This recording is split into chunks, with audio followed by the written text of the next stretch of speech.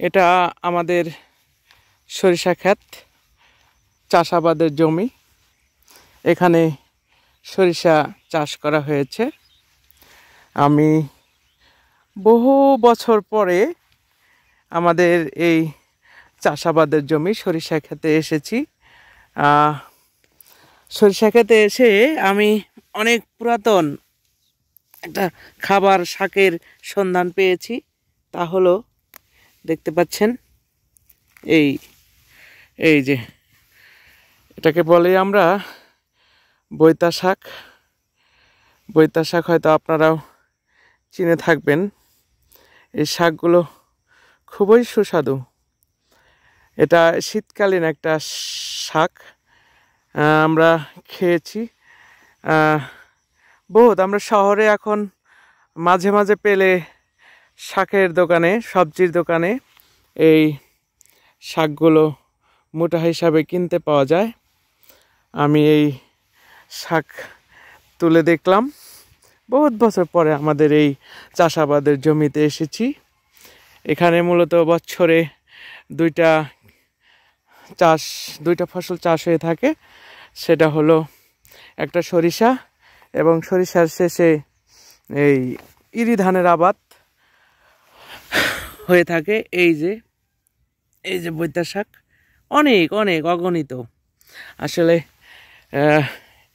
এই শাকগুলো মূলত গ্রাম অঞ্চলেই পাওয়া যায়। চাষাবাদের যে বিস্তৃত এলাকা, এখান দিয়েই এই শাকগুলো পাওয়া যায়। আমরা ছোটকালে অনেক এই শাক খেয়েছি। মূলত আসা হয় না। ইট পাথরের দেয়াল শহর। এই শহরে থেকে যে দিনে দিনে যে ভুলতে বসেছি, যে অনেক বছর হয় না আমি আমাদের যেই চাষাবাদের জমি, এই জমিতে আসা হয় না। তো আমাদের যে চাষাবাদের জমি কোনটি সেটিই ভুলে গেছি, যে অনেক বছর এই জমিতে পা দেওয়া হয় না। একটা সময় এই জমিগুলোতে ফসল হতো, ধান কাটা হতো, মাষকালাইয়ের চাষ করা হতো, অথবা খেসারি কালার চাষ করা হতো। এখানে আমন ধানও চাষ হইতো। কিন্তু জমিতে না আসার কারণে, মানে শহর থেকে গ্রামে এসে যে দুদণ্ড সময় দেওয়া, সেই সময়টা না দেওয়ার কারণে আমি ভুলতেই বসেছিলাম যে আসলে আমাদের চাষাবাদের জমি কোনটি। তো দেখলাম এখানে কলমি শাকও আছে, আপনারা দেখতে পারেন। এই যে কলমি শাকগুলো, এগুলো অনেক টেস্টি এবং অনেক মজাদার খাবার। এই কলমি শাক, যেটা আসলে এখন যেটা শহর অঞ্চলে আমরা যেটা পাই সেটা চাষ করা। আর এই শাকগুলো হলো বুনো কলমি শাক। এই বুনো কলমি শাকের যে মজা, তা আসলে না খেলে বোঝা যাবে না।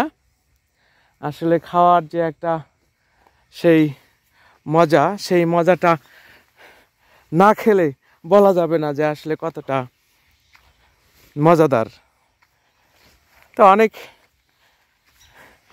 বহুত বছর পর দুদিনের ছুটিতে এসে এই খেতে খামারে এই আসা,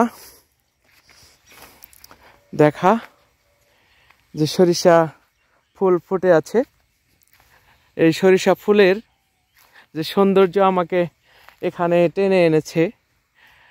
আসলে এই সরিষা ফুলটা না থাকলে মনে হয় আসাই হতো না, দেখাই হতো না। এর সৌন্দর্য আমাকে এই চাষাবাদের জমিতে টেনে এনেছে। আসতে পেরেছি এবং আপনাদেরকে সুন্দর একটি ভিডিও উপহার দিতে পেরেছি। সুপ্রিয় দর্শক, আপনারা সময় পেলে নিজের এলাকা অথবা এই গ্রাম্য পরিবেশে এই প্রকৃতির কাছাকাছি, ফসলের কাছাকাছি আসতে চেষ্টা করবেন। ভালো লাগাটুকু আপনারাই উপলব্ধি করতে পারবেন।